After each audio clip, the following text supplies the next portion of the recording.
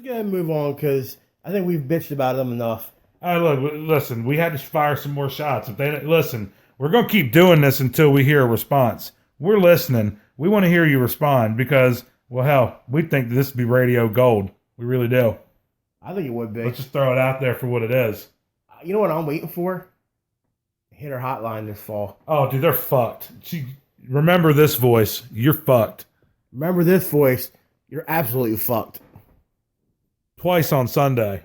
These voices right here, we're going to go on there and we're going to rip your ass a new one.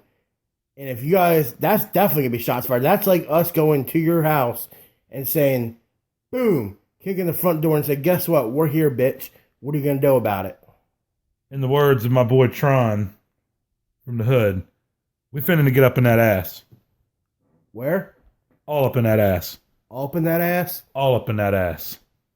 So, shots fired. You want some, come get some.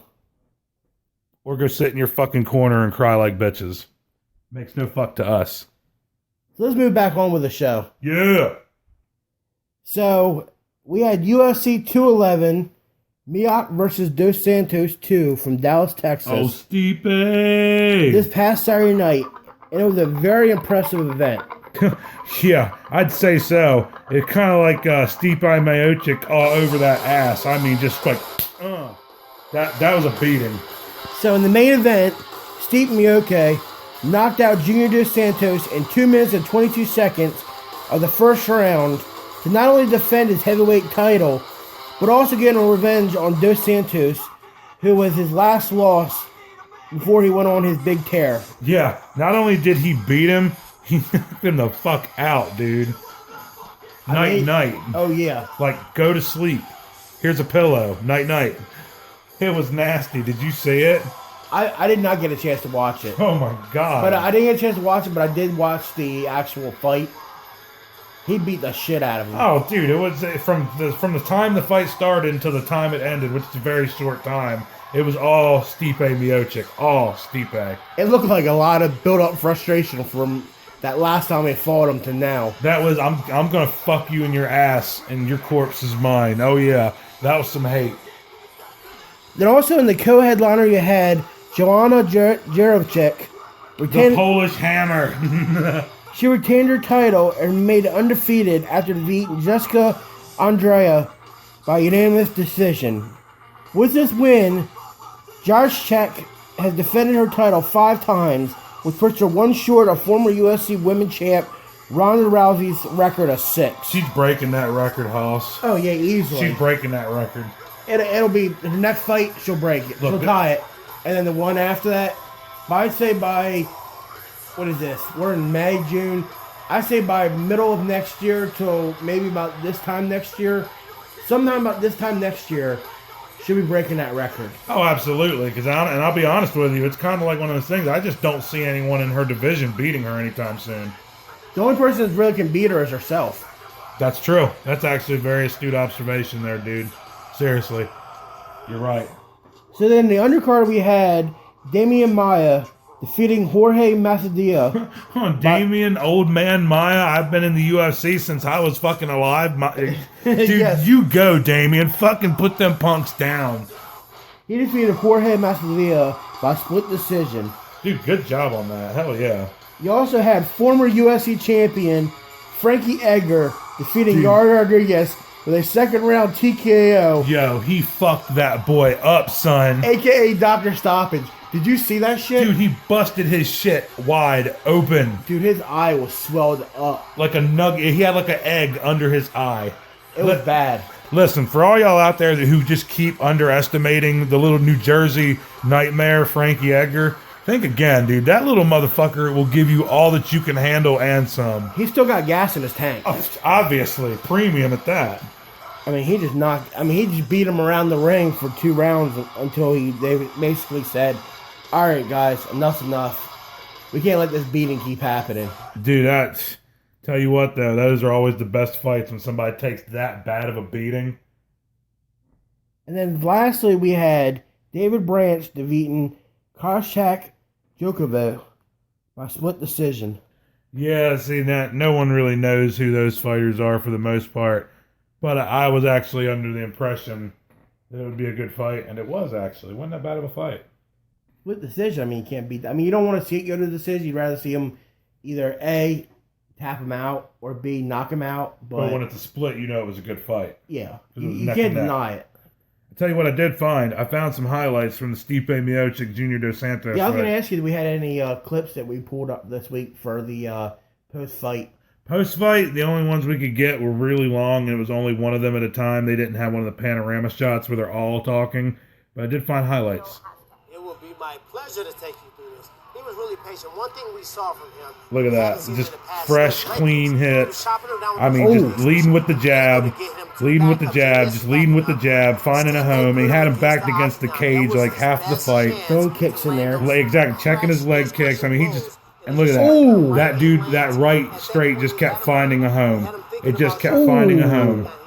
Man, he hit him right with that right. Oh, dude, yeah, no, he hurt him. Like, it ain't no joke. He hurt his ass. It was bad. Like, he just kept finding a home for those punches, dude. He did.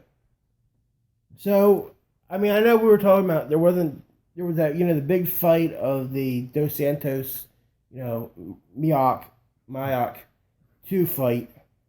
You know, and then you had the undefeated women's battle. But, I mean, it turned out to be actually a pretty good event. And you also had the Frankie Edgar coming out and just dominating Yair Rodriguez. And here's a really good stat for you. Stipe Miocic has 9 first-round finishes in his UFC career. So if you can get out of the first round, congratulations. Most don't. Dos Santos did not. No, he did not. I mean, it was just really bad because, I mean, all I know is it reminded me of this. Cornbread, fuck him. Hey, man, he gonna eat his cornbread, all right? Fuck you. Right. Look, I don't need you to take up for me. I'm all right. I'm a grown man. I can handle it. You let him have your cornbread, you're gonna be ironing his drawers and clipping his toenails. I don't need iron. Maybe I ought to eat your cornbread. Oh, motherfucker, you can't have my cornbread. That's for damn sure. If you try to take my cornbread, part 2 of my killing spree gonna begin up in here on your ass right now. Think about my cornbread, but get the taste out your mouth. That's for damn sure. Now fuck him. Fuck that, cause I'm from New York City, goddammit. It just reminded me of that so much. You fuck around with me, there's gonna be consequences and repercussions. Yeah, exactly. Wow. I mean, that's what came to mind. That's all I heard was just, boom, fuck you, yeah, my cornbread. So I was looking a little bit ahead, and the actual next couple UFC fights are actually going to be pretty decent. Yes, they're actually starting to load up well, it's the summertime. They got to load up the cards. I'm looking for the big July fight. You know, because you know what? It's funny. A lot of people don't realize this about the UFC and MMA. They're pretty smart. They actually don't like to co-main event things with other sports. They want to get as much draw as possible. So they will throw the big super fight cards in the summer when they're lacking in most sports because the only thing on is really what? Soccer and baseball. That's the only things that's really going on. Not a huge draw. So you get a nice big super fight going, boom. Pay-per-view numbers up. Start promoting it and everything, boom. You got people wanting to buy the pay-per-view, people going to places. Drinking at the bar, watching it. I mean, you can't beat it. No, sure can't. So I'm looking forward to when they really start picking it up and start bringing some of these big fights out. Oh, I like think super cards. Oh, I think it's happening very soon because they're starting to build. You can feel it. It's like that, you know, that pimple you're going to pop. You can feel it. It's like getting ready to pop, and you know you're going to get that sensation of it popping. Just as you get ready to pop, and it pops, you're just like, yeah. Exactly. You know exactly what I'm talking about. So we're going to have to stick with MMA. I heard that. Huh? We moving over to Bellator? Yeah, Bellator's coming up. All right, let's hear it. So this Saturday is Bellator 179 from Wembley Stadium in London, England. Chip, Tony Ho. And as I look through the card, it really looks like another home ho event with a few familiar faces in it. Well, I mean, let's be honest here, man. Bellator, it's the step below UFC because they take UFC rejects and up and coming fighters, but it's really the poor man's UFC. That's what Bellator is. Like there's HOA living places where, you know, nice country clubs. That's the UFC. And then you got Sandy Hook Trailer Park. That's Bellator. That's just how it goes. So in the main event, you have Paul Daly versus Rory McDonald. Daly has an overall record of 39-14, while McDonald is 18-4. That's actually not too bad. I've heard of Rory McDonald. He's actually fighting the UFC. Remember him? Yes, no, that's a good. See, now that is a good name to have because people recognize that name and they want to see that name fight. That's a good name. And I actually have heard of Paul Daly too. I have not as much. Not as much, no, but you have heard of him. I have heard of him. Correct. And then also in the co-headliner, you have the Battle of the Brits. In the light heavyweight division, that is Liam McGreary, who is 12-1, will face off against Linton Vassell, who is 17-5. The winner will likely get the next shot at the light heavyweight belt held by Phil Davis. Tell you what, that was another damn good fighter. Phil Davis? He used to fight. Oh, yeah. Yeah. See, that's not bad. When you get names like that, then you're not technically down in the toilet. I mean, you're still taking UFC's trash, but you're making do with it and it's doing better. Kind of like the way WCW kind of started a little bit. Because remember, WCW, back in the day, when they first started off in the Wars versus Monday versus Raw, you had WCW taking a lot of their good top wrestlers and moving them over to WCW, giving them contracts. Right. Hall, Nash, Hogan, Savage. It was a bidding war at that time. It was a bidding war at the time. Everyone was coming and going as they please. So, you know, I think that's kind of like what happens with Bellator a little bit, is that you get some of these older guys at UFC because they're trying to stay new and fresh and have new fresh faces in there. They start getting rid of some of these older guys that fight, like this next guy we're going to talk about. You know, they get rid of them and they go fight for Bellator. They still make a name for themselves, but it's not as big as UFC. I mean, no, because you're just not reaching the masses like the UFC does, because that is the premier thing in MMA. Like, no matter what spawns off of it, UFC will always be the number one. It's like the NFL. You could have 16 other little leagues, but nothing's like the NFL. You know what I mean? It's just there's the top of the mountain, there's the pinnacle. There always has been, there's always gonna be. And then you also have in the undercard, you have in the heavyweight division, our boy Cheick Kongo. Cheick Kongo. He's fighting again. I can't believe he's fighting again. He just fought, like, what, 3 pay-per-views ago? Yeah. He just beat somebody. I can't remember who it was, but he beat somebody. I want to say 174, maybe? Maybe 175? You know, he just did fight. He just did fight at the beginning of this year. Yeah, and he's getting ready to fight again. And he's riding a 4-fight win streak, and he goes against Augusto Saki, who's a young guy and has a record of 9-0-1. Dude, he's going to kill him. You think so? Yeah. Hell yeah. It's not even going to be close. You don't think he might get a lucky shot and then maybe not Cheick Kongo? Oh, never mind. I forgot who I'm talking about. It's Cheick Kongo. Yeah, you know. He had the head like a fucking boulder. Yeah, you better hit that motherfucker real hard, that's all I'm going to tell you. You better hit that motherfucker real goddamn hard. And you also have Dan Edwards versus Alex Allori. I've never heard of either one of those guys. No. And then you have Kevin Ferguson Jr. versus Daryl Griffin. Hold on. Is that Baby Slice? That is Baby Slice. Dude, you know what? I bet you Baby Slice is going to be a better fighter than his old man. Not a street fighter, not raw power, but in the cage, I bet you he's going to be nastier, dude. Well, I mean, let's be honest with us. Kimbo Slice was a street fighter. You can't take a street fighter and try to put him in a ring and have him continue doing what he do, because you have technical stuff. You have guys that are more technical, you know what I'm saying? Street fighting is just street fighting. You're beating and banging each other until somebody gets knocked the fuck out. Until somebody goes down. Or somebody says, okay, I've had enough. Right. Then you have UFC, where you start throwing, you know, the technique in, where you can do moves and stuff like that and holds. And you do all that kind of stuff. And look what happened to Kimbo Slice for a fight. He got put in the cross and got his face pounded by Matt Mitrione. By Matt Mitrione for like 2.5 minutes before they finally called it. That's because he didn't understand that when you're in here, you can use all styles of fighting. See, Kevin Ferguson Jr., Baby Slice, I think he's going to be a lot different because he's doing it the right way. He's not starting off being a street fighter and trying to go into doing MMA. He went straight to the gym. He went to the gym. He went through the training.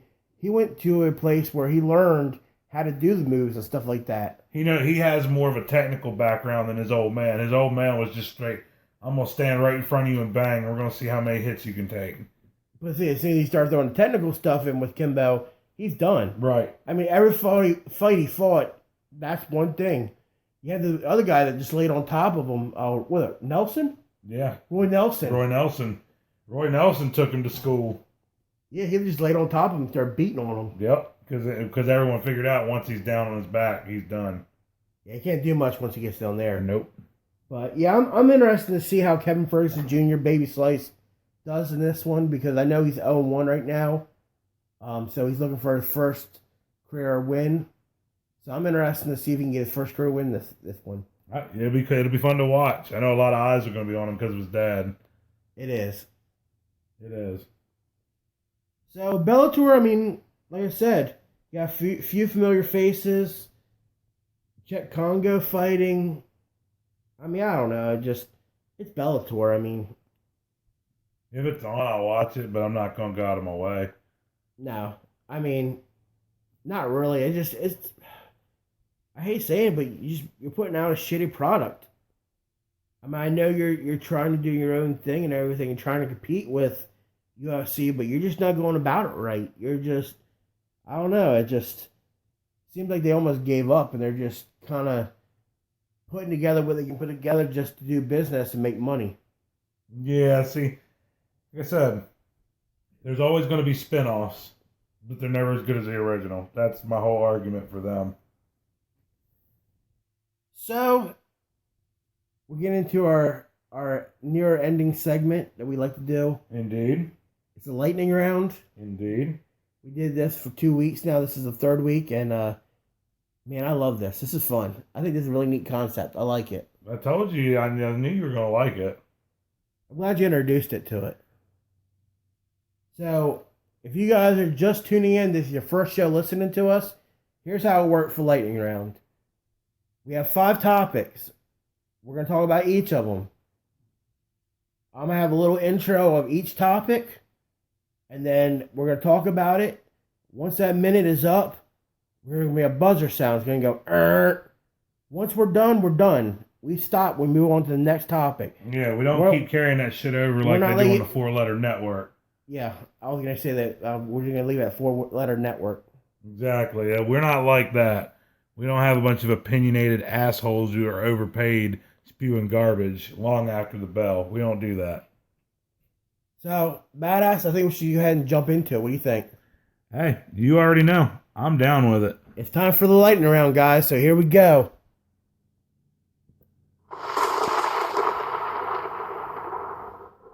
First topic. Former Cleveland Brown and Baltimore Raven wide receiver Michael Jackson. No, not Michael Jackson. He's been dead for a long time now. Correct. Who played in the 90s, died on Friday after being killed in a motorcycle accident in Topeka, Louisiana. Jackson, in his 8-year career in NFL, had 5,393 yards receiving and 46 touchdowns before retiring at a young age of 29. See, I mean, that's kind of sad, too, because that's a guy who is an everyday occurrence. He's out riding his motorcycle. It's just another day, and then boom, you're gone. That's it. Here today, gone tomorrow. I mean, it's true. I mean, you hate seeing it because I remember watching him play for the Browns. Oh, I know, and that's what's sad about it, too. It's because you're just like, man, it makes you start really questioning your own mortality. It does. I mean, he wasn't the greatest of players. I mean, he wasn't an all-star, but, I mean, he was a good ball player. Yeah, I know. All right, topic number 2.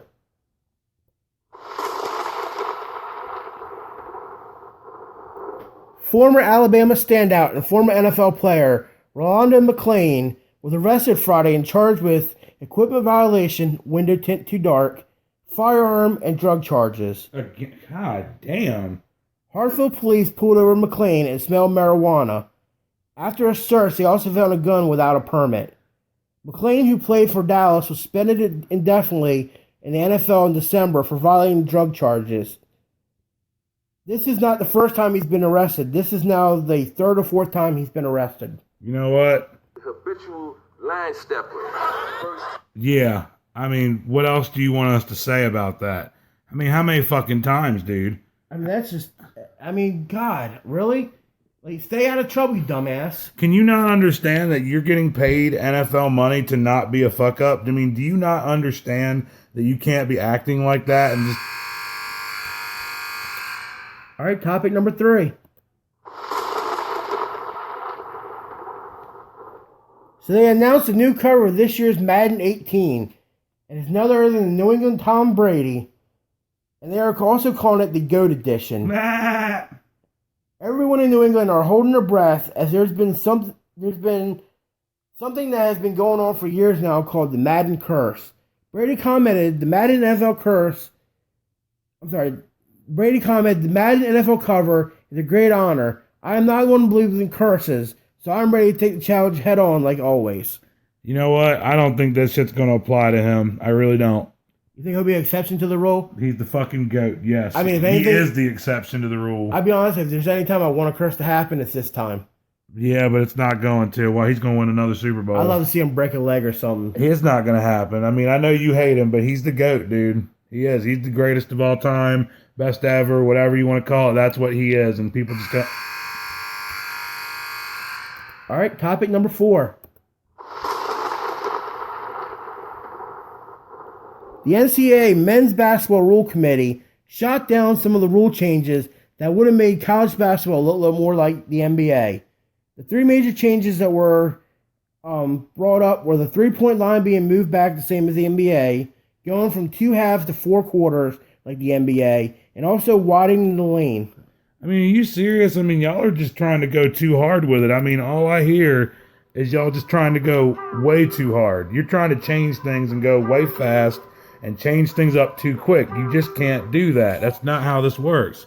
You can't do it. That's not how the rules work in that sport. I mean, let's just leave it alone. Leave the sport alone. If it's not broke, don't fix it. Thank you. I mean, Berger just said it best. Say it again for him. If it's not broke, don't try to fix it. One more time? If it's not broke, don't try to fix it. And lastly, our 5th topic. Lastly, on Sunday in Major League Baseball, the New York Yankees retired Derek Jeter's number 2 during a pregame ceremony with all the fucking bells and all the fucking whistles and all the dick sucking. And you know what? I can't do this. Fuck it. You know what? Fuck Derek Jeter. He's not the greatest.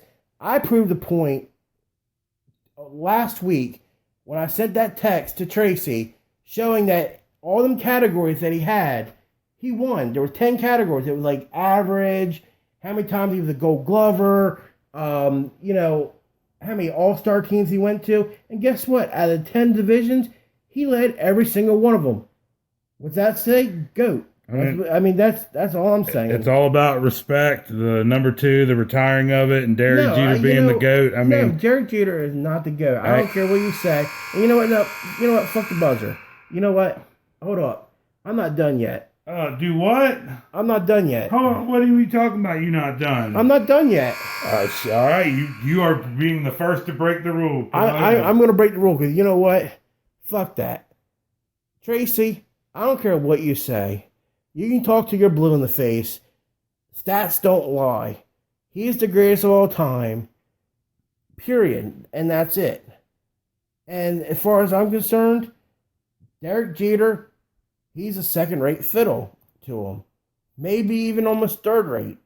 I'd almost want to put Ozzie Smith in front of him. Ozzie Smith was a hell of a shortstop. I mean, he didn't win championships again like Cal Ripken did. You know, Cal Ripken didn't win all them championships like Derek Jeter did. Neither did Ozzie Smith, but guess what? He went out there and played the game like a man. Not a big superstar thinking he's the best there is. And you know what? My shit don't stink. But everyone loves Jeter. You know, no. Everybody doesn't like Jeter. They're going to retire the number 2. Anybody who's a Yankee fan likes Jeter. Anybody else fucking hates Jeter. I mean, he's got 5 rings. It's like fucking Christian Laettner. Everybody hates Christian Laettner. Everybody hates Mike Krzyzewski. But Jeter's like the most clutch hitter of all time. I mean, he played with Mo. I mean, he's another legend of the Yankees. I mean, they have so many legends. Because they bought them. That's the whole point. They bought their fucking legends. Anybody with billions of dollars, like Steinbrenner, can buy an all-star team every year and win championships. Oh, I won 29 championships. No shit, you won 29 championships. You know why? Because you have a fucking all-star team that you bought with your billions of dollars because guess what? You're a rich prick. And you know what? You might be dead, but guess what? I don't care. I mean, Steinbrenner, you're a rich prick who just threw your money around like you just don't care and pretty much said, you know what? I'm going to buy the talent and buy the rings and I don't care what anybody says about it. And to me, I wouldn't be proud of them. You know what? The Orioles won one championship and I'm proud of that because they earned it. but Jeter's got a smoking hot wife. Now, she's a stupid whore that's been passed around like a blunt at a Method Man and a Redman concert that everybody's had their turn. She's like a doorknob. Everybody's had their turn. And we're talking about J-Lo, a.k.a. J-Ho. That's what I like to call her, J-Ho. No, it's the new Hannah Davis.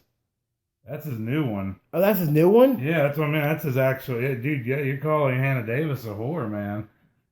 Yeah. Oh, Sure. Wow. What do you think about him being part owner And, of the and, you know, Marlins? and you know what? Actually, you know what? I gotta say this. All these hot women that are around him, that's just a show. Because you know what he really is? He's a closet homosexual. Oh, God. Now you're calling Derek Jeter, the beloved biracial angel captain of the New York Yankees, a closeted homosexual. I am calling him a closet homosexual. Oh, man. He's God. a Peter Puffer. You know what? I hope you're ready. We're going to get sued. I don't care. Fuck Jeter. Some fucking law firm from the Bronx is going to sue our asses off. It's going to be like 9 Jew lawyers. It's going to be like Goldfarb, Goldstein, Goldstein. We're going to get sued by like 1,500 gold whatevers. It's going to be bad. But, you know, it just, I don't know. Like, and then even this year, he's like, oh, we don't have the talent. You know what? I'll give the Yankees credit this year. For them having a lot of young talent, and this being the first year that I can remember in a long time that they've not had crazy ass talent and they're actually bringing up from the farm club and actually using their young talent the way they should be and not just buying a championship. But you know what? I'll give them credit this year because you know what? We're a quarter of the way through the season and they're playing good ball right now. Nobody expected they expected the Yankees to be good, but not this quick. So I'll give them credit on that. They are playing good ball. But again, we're a quarter of the way through the season, Tracy. Well, yeah, Tracy also says you're about to bear witness to the second coming of the Yankees again. He said it's about to be real bad for all non-Yankees. He said it's about to be another dynasty because they're young, they're building, they're spending wise. Tracy said it's about to be a lot of hurt coming the way of all other teams because it's about to be going into the 30 championships very soon. You know what? If they win a championship with a young team where they don't have to buy all the talent, I'll give them that championship. I'll say, you know what? You earned that 30th championship. The other 29, no, you didn't earn them. Oh, man, you're sitting on the likes of Babe Ruth and Mickey Mantle and Jolton Joe DiMaggio and I'm just doing. Whitey I know Ford. you guys can't see me right now, but this is what I'm doing. Ska, ska. That's what I'm doing all over the Yankee dynasty. What if Yogi Berra was here? Ska, The ska, beloved Yogi Berra. ska, What would you say to Joe Torre? ska, ska. Oh, man, that's terrible. Terrible, Burger. Terrible. I'll shit on his grave too when he passes. Oh, see, you're never going to be allowed in New York City ever. You know that. I'm gonna be banned from New York City. No, you're going to They're get gonna hear killed. this. They're gonna hear this and be like, "You cannot come to our city because there will be riots." No, they'll just chase you until they get you. I'm telling you, you've shit upon their beloved team, their beloved captain, everything they love. Truth hurts. I'm sorry to say it. If it looks like a closet homosexual and it acts like a closet homosexual, guess what? It probably is a closet homosexual. Oh, God, I can't believe you're calling Derek Jeter a closet homosexual. I am. Oh, that's terrible, dude. All them hot wives they had is all an act. Oh, my God, that's horrible. It wasn't that bad. No. Wait till Tracy hears this. He's gonna love it. Oh, I know. Oh, I just fueled the fire right there. I know I did. Oh, yeah, you did, too. Yes, you did. So, okay, I'm done with my rant now. Hey, well, tell us how you really feel. I pretty much just did. That's how I really feel. And you know what? All you Yankee fans, I know you're going to hate on me. Go ahead, just bring it. Come on. Bring on the hate. Because guess what? I got stuff in my back pocket all day, and I can come at you. So just bring it. So, we're at that point of the show, badass. Oh, yeah, what point is that? We're on our last topic of the evening. And what topic did you save for the day? I figure, usually we leave something at the end that's kind of interesting, or something that's really fascinating, or something that really draws the attention of people to kind of give them that last bit of that good dessert. Yeah. It's like getting that cherry cheesecake right at the end of the meal, and you're just like, damn. It's like that bread pudding. Banana pudding. Hell yeah. God, I'm hungry now. Fuck yeah, We got to stop. We're fat kids. You know what happens when a fat kid's all about food. Yeah, I know. We got to get back to the topic at hand. So finally tonight, the CBS Sports has ranked the top 100 coaches. But if we went through all of them, we'd be here for 6 or 7 more hours. So what we're going to do is we're just going to do the top 25. I heard that. So, looking at the top 25, you have, at number 25, you have Washington State Cougars, Mike Leach. Oh, yeah. I think he should have been up higher, but continue. At number 24, we have Georgia Tech's Yellow Jackets, Paul Johnson. I can see that. At number 23, we have Florida's Jim McLuhan. See, I think he should have been below Georgia Tech's Paul Johnson, and he should have been below number 25, Mike Leach from Washington. Yes, both of those coaches have most certainly improved their respective schools, bar none. Oh, wait till you hear number 22. Go ahead, lay it on me. I'm happy to see it, but I don't believe it. I don't have faith in this man at all. And you know who I'm going to tell you. At number 22, for the Notre Dame Fighting Irish, Brian Kelly.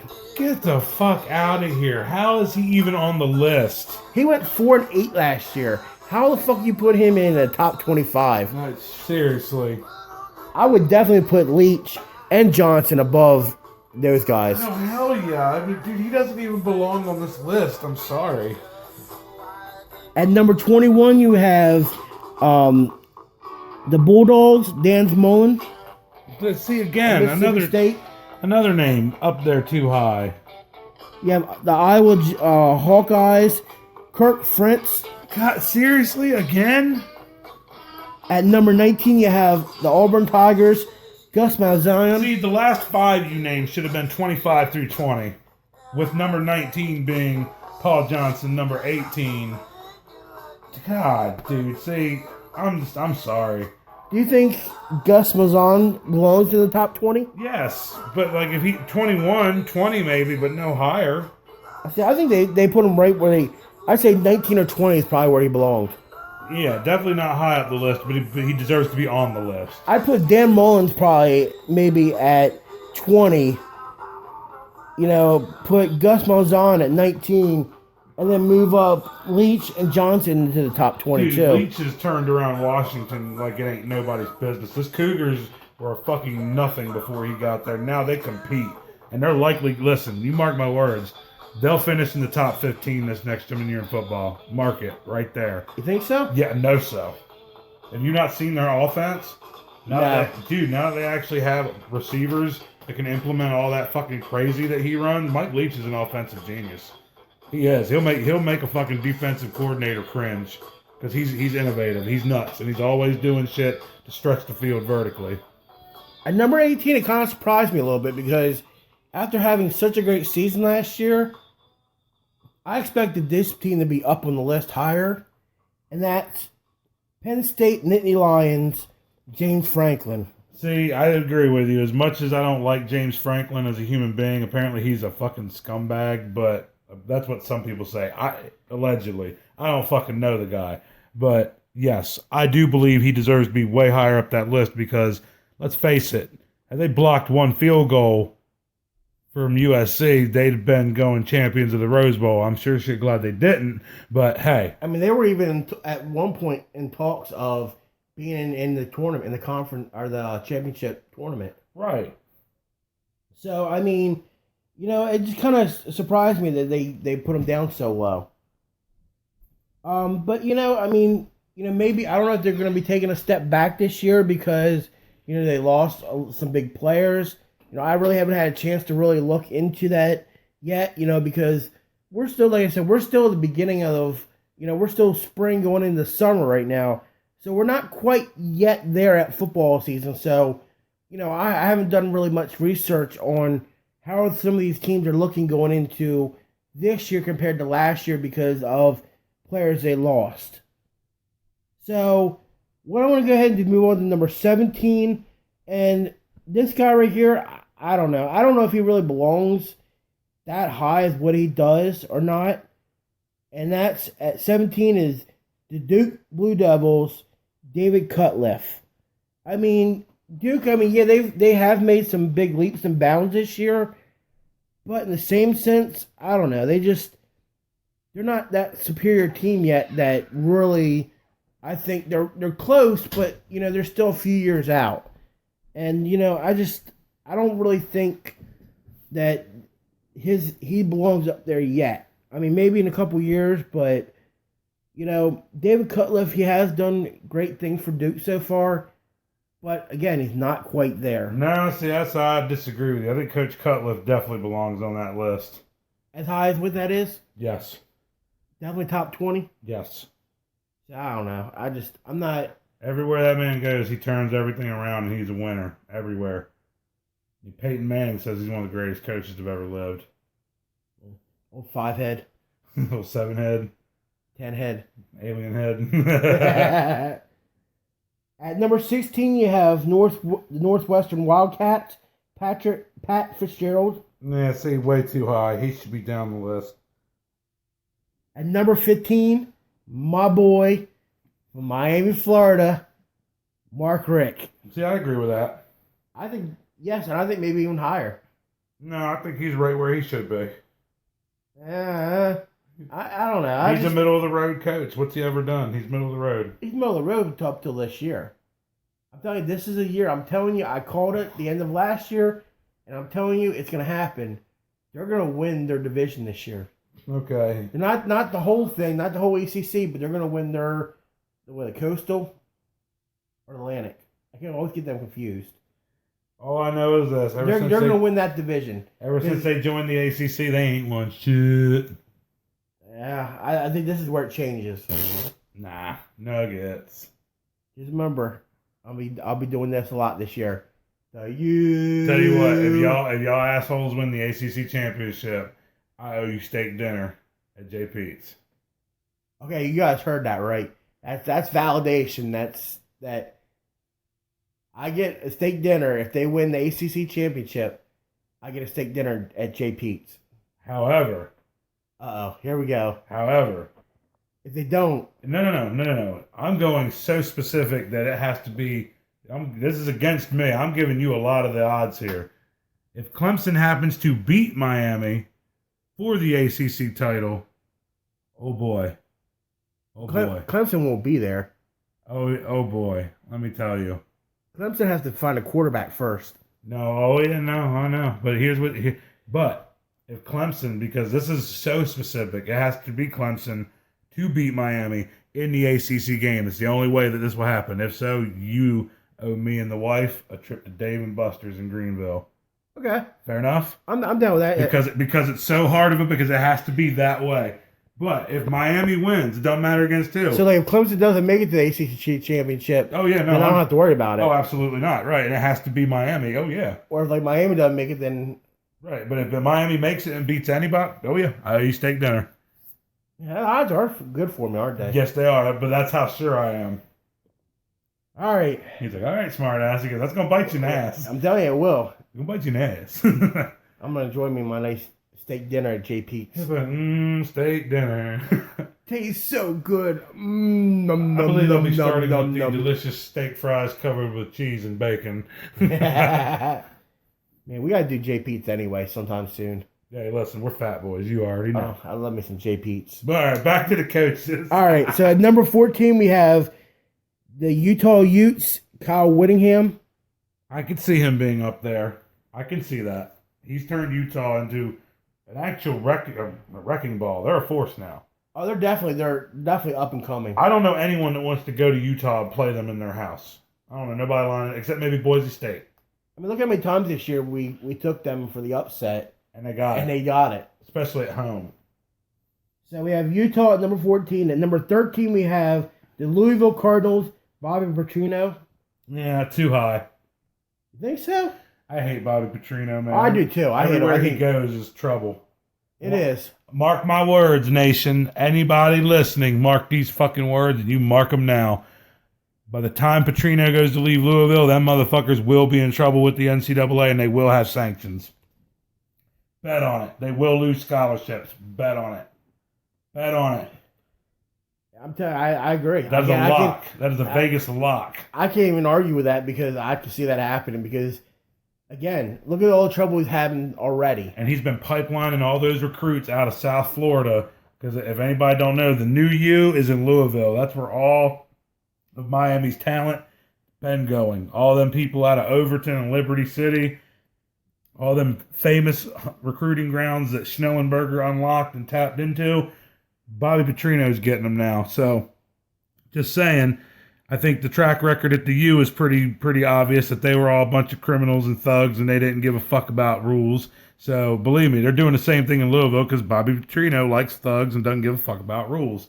So, let's just be honest here. It's going to happen. You bet on it. I'm telling Vegas lock. Why do you always have to go back to thugs and criminals at the U? Listen, the only person that had any fucking class at the U was Howard Schnellenberger. After that, well, and that's the thing, I love Jimmy Johnson, but let's face it, Jimmy, you don't have no class. You're just balls to the wall, middle fingers extended. You're my kind of guy, motherfucker. I love you. But Howard Schnellenberger was the only guy with any class. Dennis Erickson was a fucking walking dildo. Larry Coker was a decrepit walking dildo who the players just absolutely walked all the fuck over. I mean, I'm just saying, the only classy guy you've had running the show in a long time is Schnellenberger, because look who you've had since. Actually, you know what? I take that back, because I guess you do got a classy guy running the show again. I told you. So you might just be rebuilding for a championship, because Mark Richt is the only guy who's actually worth a fuck that's coached in a long Now time. you're on the same boat as me. Here we go. See, there you go. Logic has its fine points. But you're right. I'll give you that. So at number 12, we have Oklahoma State Cowboys, Mike Gundy. I like that. Mike Gundy. I'm a man. I'm 40. I love that guy. Dude, Mike Gundy's a shit. Mike Gundy is great. And he's been doing a lot of good things in Oklahoma State. And let me tell you something. Don't be surprised if Oklahoma State finishes in the top 10 this year either. A lot of returners. I can see that. They had a really good season this past year. And a lot of guys coming back. So Yes, I can definitely see that. At number 11, we have Michigan State Spartans, Mark D'Antonio. Nah, too high. Another one too high. Too high. Number 10, TCU Horned Frogs, Gary Patterson. Too high. And number 9, which is kind of a surprise because they were a part of the playoffs last year, the Washington Wildcats, Bill Snyder. That's about correct. That's about right. I think they're taking a step back. No, I think that's correctly placed. At number 8, you have the Stanford Cardinals, David Shaw. Slightly over. You think so? He should have been number 10. You have the Washington Huskies, Chris Peterson. Yes. And then we're now getting into the top 6, which is our usual suspects. That's right. The lineup. So at number 6, you have Oklahoma Sooners, Bob Stoop. Big game, Bob. I know they love Bob. They just for some reason Bob gets them there every year.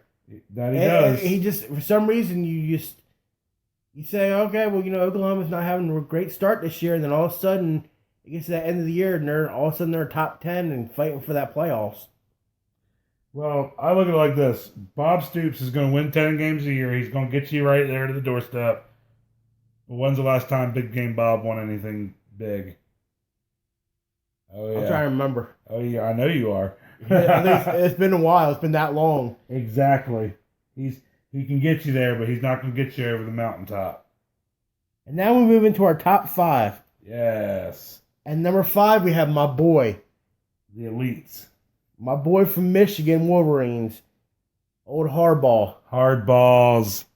Did you see that this year? He had them boys over in Greece. Yeah, I know. And I don't know how he gets away with this shit. I don't know how he got permission to take all his players over there. I mean, it's neat. Don't get me wrong. I think it's really cool to be able to take them over there and show them their culture and being a warrior and being a gladiator and all that and doing all that kind of stuff. But that's the thing. The Spartans from Michigan State should be doing that. Maybe that was like the whole joke. Like, fuck you, D'Antonio. I'm going to take my boys to where you should. Because think about it. Spartans, Sparta, Greece, Wolverines, not really from Greece. But hey, it is what it is. But I mean, you have to give Harbaugh credit. After what he's done with Michigan and then what he did with the 49ers, I mean, we can pretty much say Oh, he's a winner. wherever he goes, he pisses excellence and shit's awesomeness. Oh, dude's a winner for sure. So then at number 4, we have the Florida State Seminoles, Jimbo Fisher. They're going to have a big year this year. Yeah, you know what? This is a year, I mean, This could be a year where they're right back in the natty. It could happen. that's the team I think is going to be playing Miami for the championship again. Yeah, you better slow that roll, homeboy. What? You better slow that. What? Do not tell me you are disrespecting the fucking Paul. I am disrespect. I'm not. No. Hold on. Let me rephrase that. I'm not disrespecting the Paul.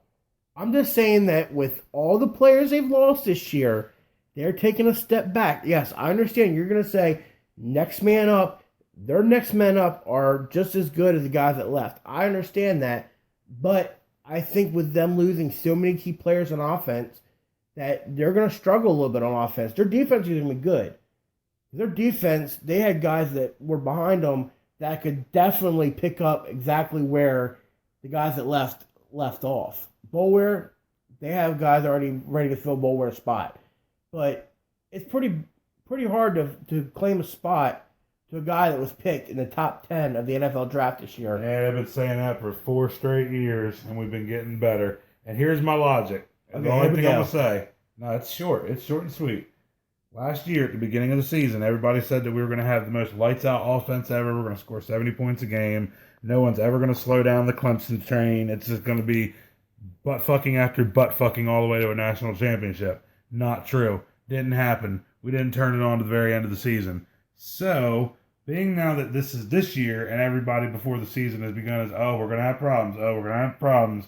We don't know who the quarterback is. We're going to throw, oh my God. Watch. I'm willing to bet that we're going to go out there and just fucking kill people because everyone thinks, oh God, no Deshaun Watson, they're going to fall apart.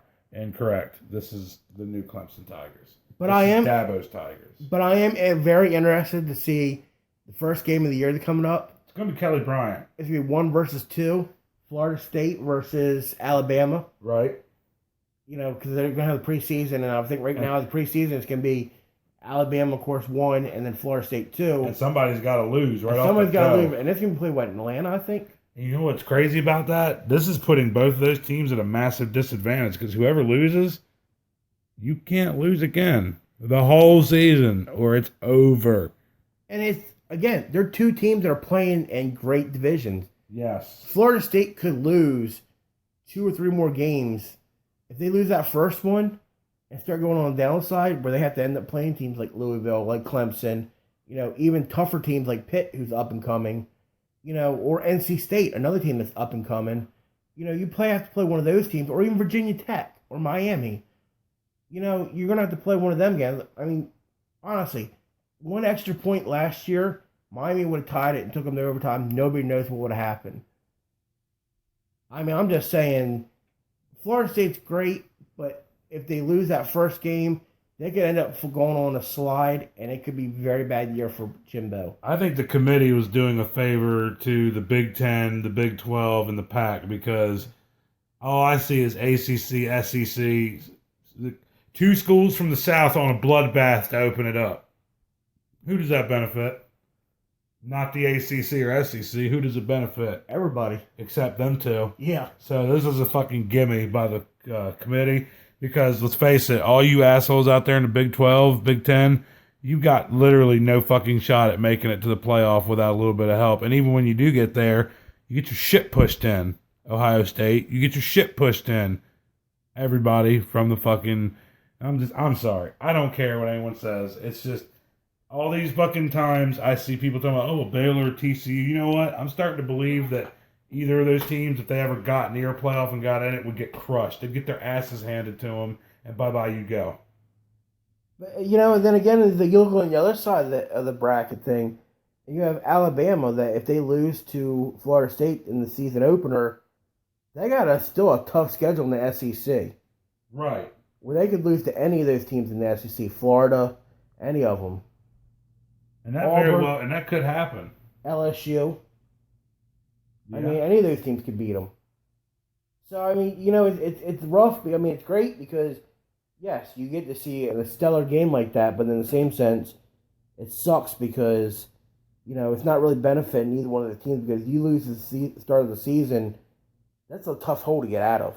It is. So I guess we got the cream of the crop that rose to the top. Yep, and I don't know, like, I understand why they put him up this high. And I know you're going to tell me I'm hating on him again. But they have at number 3, Clemson Tigers, Dabo Swinney. I mean, that's right where he should be. See, I mean, if you're going into this year and what they're going into, I say he falls out of the top 5. Nah. I would put Michigan, you know, up there, Florida State up there. And then maybe I'd put even Oklahoma or Washington up over Clemson. Nah. You have faith in that their next man up theory is going to work. They've only proven it 5 years in a row, going on 6. I think this is going to be the year that it doesn't happen. See, that's the beauty of it. We got a big target on our back, and everybody knows it. And I don't think it's going to shake them as much as everybody thinks it's going to. You've got to remember. They might be dead, and even if they have a bad season this year, we're going to win another national title in the next 5 years.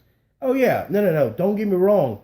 Clemson's going to win another title in the next 5 years. That's why I say I don't think they're going to worry But I about just don't think it's going to be this year. I just think that they're going to take a little step back. It's going to be a little hiccup, but they're going to be back that following year. Oh, yeah. I mean, I could see your logic, and it could happen. I mean, hell, they might go out and lose 6 games. Something unheard of and unthinkable.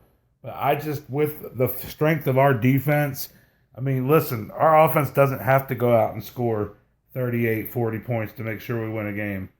Our defense is going to pretty much say, look, just get 4 touchdowns on the board. You're going to win. No one's going to get over 21, 24 points on us. If they do, it's an anomaly because our defense is nasty, dude. Our fucking front 4 alone.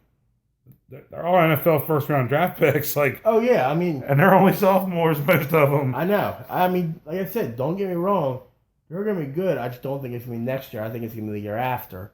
But you know, I mean, you never know. Shit's happened. Yeah. I mean, to put it to you this way, you know what the odds are for a Bama Clemson three years in a row? Astronomical. It's in the fucking billions. Billions. So then at number 2, you have Ohio State Buckeyes, Urban Myers. I mean, I hate Urban Myers. I really do. I do too. But then again, he is football But he's royalty. good. He's good. I mean, you got to give it to him. He's good. He is. He does exactly what he needs to do to get the job done, and it makes his team up there every year. Personally, I think Dabo should have been ranked over him simply because last year, what happened when they met?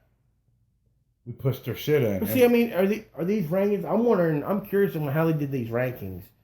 Because did they do these rankings based on how they've done this past year, or is it how they're doing into this year? It could. I mean, it says the criteria could be different. I mean, it says 2017 coaches on top 25, but in the same sense, they didn't give you any ramifications of how they came about the list. Are they using it from last year, or are they using it from this year? Because again, I think and what body of work are they drawing from? Some of these teams that are ranked high maybe shouldn't be as high. That is a good point because nobody knows what the parameters of it is. Like Mark Richt, I think he should be up higher because I think he's really changed that program in Miami, and I think they're going to do big things this year. again, like Clemson, I said, I think they're going to be good, but I don't think they're going to be good to be in the top 5. But, again, I don't know what kind of ranking they're using. That's a good the point. criteria. So, and then, of course, number 1, the guy I hate more than Urban Myers, old fucking Uncle Nicky. And watch. How much you want to bet those assholes lose 3 games this year? I hope so. No, seriously. They're going to lose to Florida State right off the bat. They're going to lose to LSU. I mean... Maybe Ole Miss. Maybe Auburn? No, maybe, but I doubt it. Probably Ole Miss. Ole Miss has had their number here recently. So that's the top 25, and I mean, there's some that we argue that we thought maybe, some was higher, some should have been lower. But again, we don't know what criteria they use. It is a good composite list. It is. I mean, ain't no doubt about that. Of course, they had to put Uncle Nicky up there, of course. Oh, fucking Nicky, you little Nicky. Napoleonic motherfucker, you. So, that's it, badass. That's our show. Episode 32 in the book. It was a good show. We had a lot to talk about. Yeah, I'll tell you what, it's going to be an interesting week upcoming, too, because I know a lot of shit's going to start unfolding. Yeah, I mean, especially baseball ending. Basketball going to be, probably close to being near the finals. Hockey going to be near the finals, finally. I honestly do. You know what's crazy, too? I feel like a lot of bombs are going to get dropped. Like, just a lot of bomb droppings. You think so? Yeah, I do. So, guys, remember, you can see or watch our show on our Facebook page, www.theburgerandbadassshow at facebook.com, or go to our YouTube page, www.theburgerandbadassshow at youtube.com. Go check us out, subscribe to our page, like us on Facebook. Definitely go check us out, comment, let us know what you guys think. That goes for you too, WCCP. And, we'll be back next week to talk a little bit more about the NBA playoffs, NHL playoffs, baseball again, and, whatever else comes up. Yeah, you never know. Everything makes this show, my friend. So we'll see you next week. And, Badass, do you have anything to add to the show before we get out of here for the night? Hey, tell you what I'm going to give you, Snakes. I'm going to give you to the count of 10 to get your ugly, yellow, no-good keister off my property before I pump your guts full of lead. All right, Johnny, I'm sorry. I'm going. 1, 2, 10.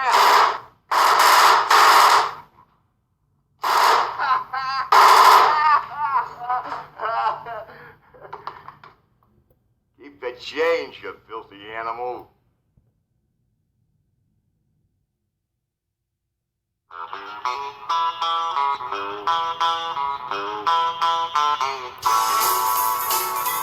Girl, you taught me how to hurt real bad, to cry myself to sleep.